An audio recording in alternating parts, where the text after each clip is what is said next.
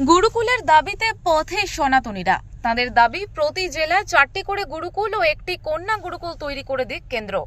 বর্তমানকালের অধিকাংশ ছোট ছোট ছেলেমেয়েরা থেকে শুরু করে বয়োজ্যেষ্ঠ মানুষেরা পর্যন্ত বেদ এবং গীতা সম্পর্কে কিছুই জানেন না।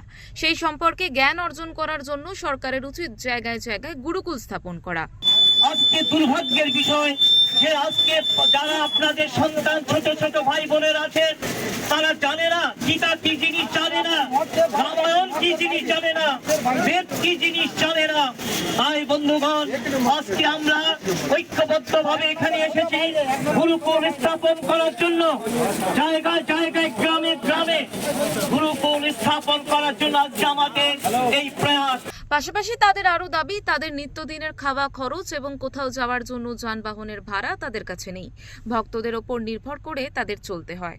সনাতন যারা ধর্ম রক্ষার জন্য এই সর্বত্যাগী সন্ন্যাসীবৃন্দ যারা আমরা যাই, আমাদের কোনো কারখানা নেই, আমাদের কোনো আয়ের কোনো উৎস নেই, আমাদের কোনো কিচ্ছু নেই।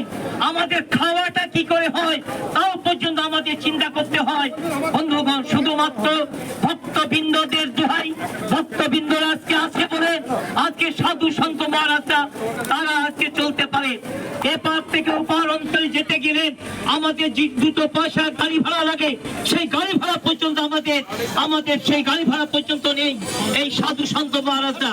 তাই সাধু সন্ত মহারাজদের আমাদের কেন্দ্রীয় সরকারের কাছে দাবি, সমস্ত সাধু সন্ত মহারাজদের জন্য গোলামির ব্যবস্থা করতে হবে।